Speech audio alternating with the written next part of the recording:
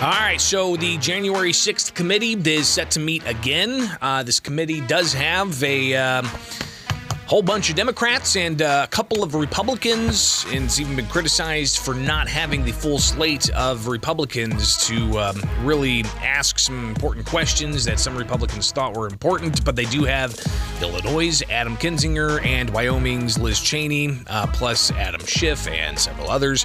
And it's the final meeting today, and it's expected, as you're hearing in the news reporting, that they're going to request that some charges be filed, even against the former president of the United States, because of what happened on January 6th with the riots that they characterized as an insurrection.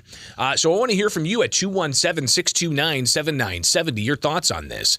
Is this healthy to have this happen at this current stage we're in, especially with the former president having announced that he is running for the office? But the DOJ already saying that they have appointed a special prosecutor of sorts to investigate any possible criminal wrongdoing by the former president.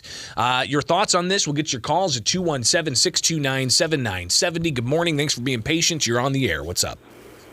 What's up, Greg? Well, first of all, this is the biggest waste of money, but you had talked about a couple other things I just want to throw at you real quick.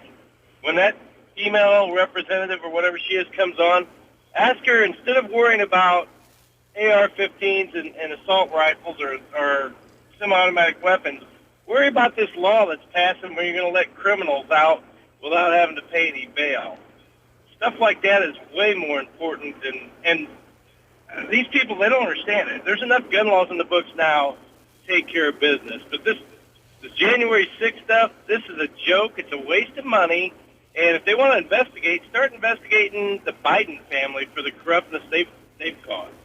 Yeah, and you can expect that's going to happen after the new Congress is seated and Republicans take over the House. They've already hinted that they're going to be delving into not just Hunter Biden, but President Joe Biden and his connection to Hunter Biden's business dealings.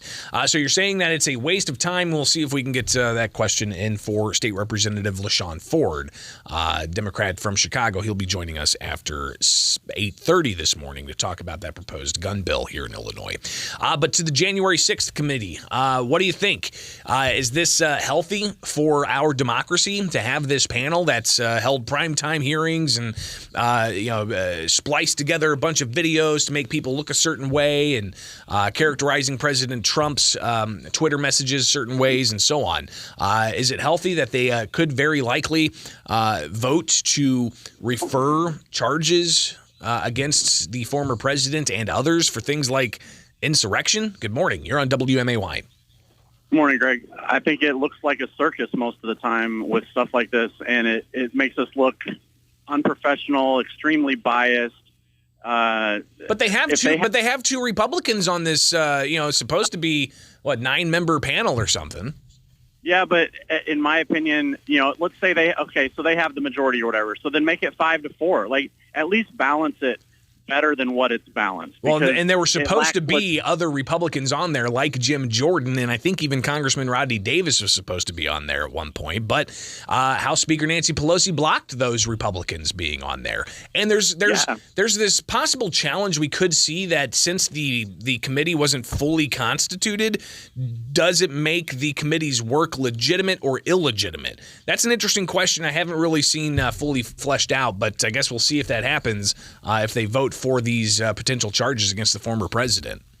Well, and if they bring these charges against him, at this point, I'm fine with it because I think Governor DeSantis would have a much better opportunity to win the presidency than Trump would because everybody is so against him. Yeah. And I think that DeSantis would have a better chance anyway. So I do think it lacks legitimacy. The whole thing makes us look like a clown show at this point.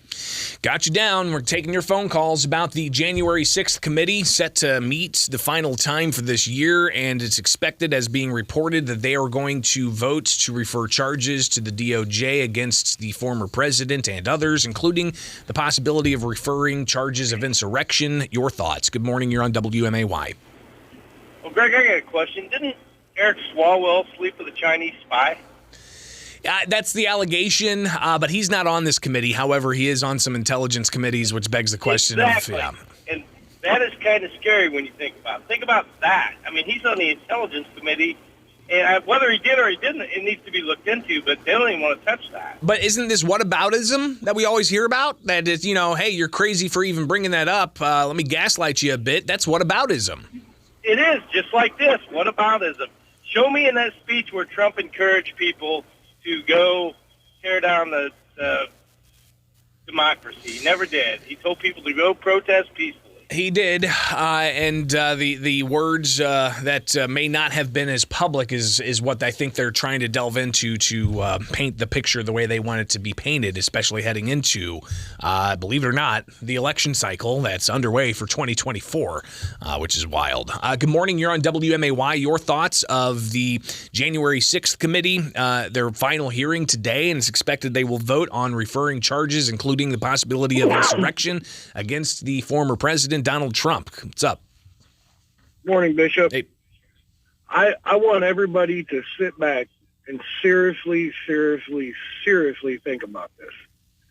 I would say, just my personal opinion, I would say the White House is probably the second most guarded, if not first, next to Area 51.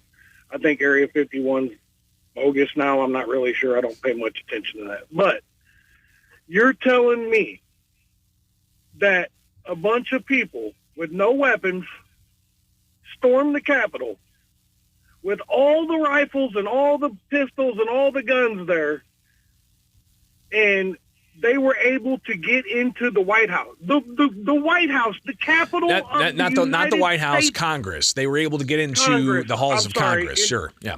The halls of Congress. I'm sorry, which is how is it guarded pretty well as well too? Well, listen, I mean that day there were a lot of questions as to why there wasn't more guards, because we knew that there were going to be potentially 1 million plus people on the grounds of Washington D.C. that day, knowing that you had the certification that was happening for the 2020 election, and even the call being put out from the former president's administration saying that we should probably have an increased National Guard there. But what's fascinating, too, is you're highlighting that, the lack of security and how people were even able to get as far as they got in. But what about the summer beforehand, where you had the White House with President Trump inside the White House having to go into an emergency bunker because there were protesters that wanted to burn the White House down in the summer of 2020. Instead, they couldn't get there because of the enhanced security around the White House perimeter, so they went across the street or across the way and they burned a church rather dramatically.